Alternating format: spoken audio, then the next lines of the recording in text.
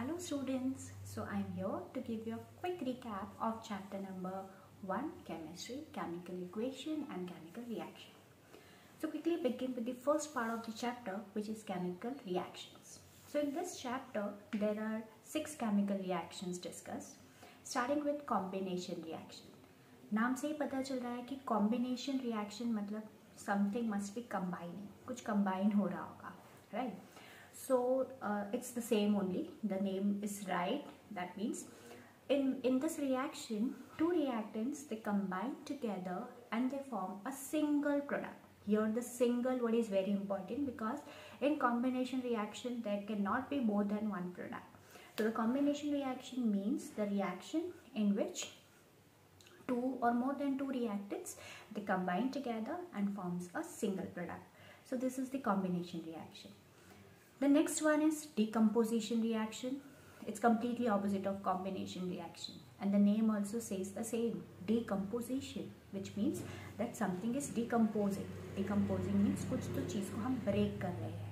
Okay, so here it's completely opposite as I said. So there should be only a single product in the beginning of the reaction. हम begin करेंगे single product से, उसको decompose करके we'll bring it down to two or more than two products.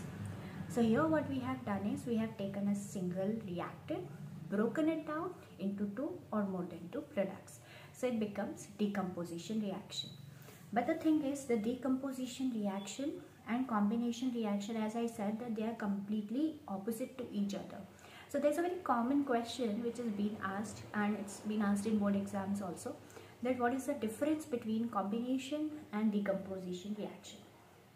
So the first difference is their definition itself, right? So definition itself says that in combination reaction we have two reactants, they combine together and they form a single product. But in decomposition reaction there is a single reactant, it breaks down and brings to two or more than two products, right? So this is the first point that we will write in difference.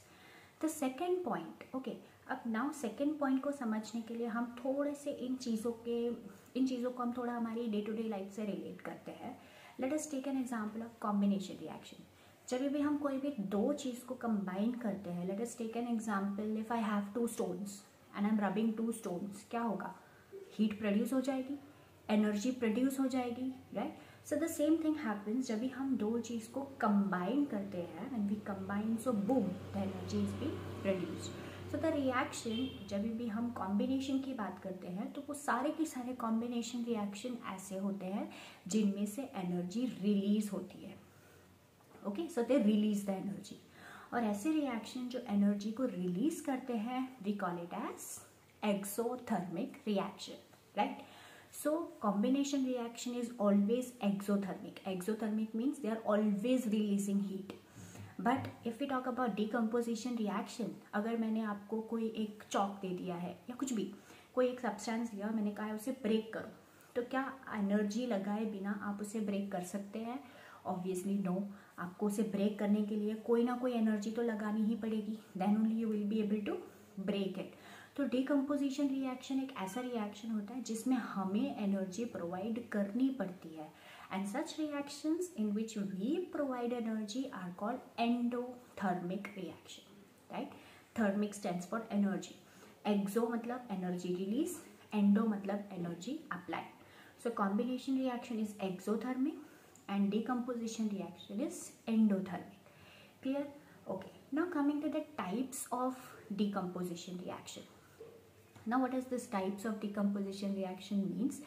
कि ये जो हम energy provide कर रहे हैं, as I said, decomposition is endothermic, right?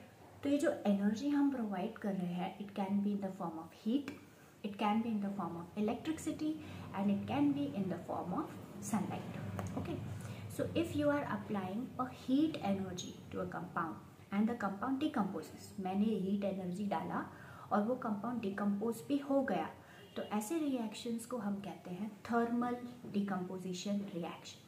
Thermal stands for heat, right? तो thermal हमें ये बताता है कि इस रिएक्शन में हमने कौन सी एनर्जी यूज़ की थी ब्रेक करने के लिए? हमने यूज़ किया था हीट का.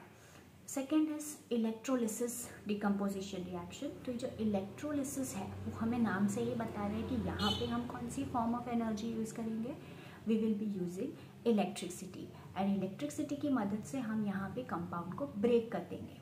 ठीक है, तो जब हम इलेक्ट्रिसिटी का यूज़ करते हैं तो वो हो जाता है इलेक्ट्रोलिसिस डिकम्पोजिशन रिएक्शन और electrolytic decomposition reaction. Okay, last वाला जो है हमारा जिसमें हम सनलाइट को यूज़ करेंगे तो it will be photolytic decomposition reaction, photolysis भी हम इसे कह सकते हैं।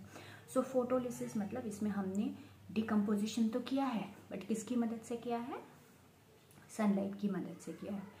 तो यहाँ पर भी हमें ऐसा क्वेश्चन आता है, give an example of thermal decomposition reaction, give an example of electrolysis decomposition reaction and give an example of photolytic decomposition reaction, right? Or the question can be what are the types of decomposition reaction, right? And there can be question like what is the difference between endothermic and exothermic reaction. Okay, there's one more question, whether like it can be a assertion reason type. See, as I said, combination reaction हमेशा exothermic होते हैं, मतलब जब भी कोई भी दो चीज़ combine होती है तो उसमें से हीट एनर्जी निकलती है compulsory, which means it is an exothermic reaction. But अगर किसी रिएक्शन में से हीट एनर्जी निकल रही है तो क्या हम उसे कॉम्बिनेशन कहेंगे, नहीं कहेंगे। क्यों नहीं कहेंगे, क्योंकि कॉम्बिनेशन होने के लिए हमारा एक वर्ड बहुत इंपॉर्टेंट था। कौन सा वर्ड, मैंने तभी कहा था, सिंगल प्रोडक्ट। जब भी दो या दो से ज़्यादा रिएक्टेंट कंबाइन हो जाते हैं और सिंगल प्रोडक्ट बनाते हैं तभी हम उसे कॉम्बिनेशन रिएक्शन कहते हैं। ठीक है, ऐसा भी हो सकता है कि कभी दो या दो से ज़्यादा रिएक्टेंट कंबाइन हो रहे हैं, हीट तो निकलेगी बट यहाँ पे सिंगल प्रोडक्ट नहीं बन रहा है, एक दो तीन प्रोडक्ट बन जा रहे हैं, तो ऐसे रिएक्शन को हम एक्सोथर्मिक तो कहेंगे बट हम इसे कॉम्बिनेशन नहीं कह सकते। तो ऐसा क्वेश्चन आ सकता है कि every combination reaction is exothermic, assertion, और मे बी रीजन में हम डाल सकते हैं कि every exothermic reaction is combination.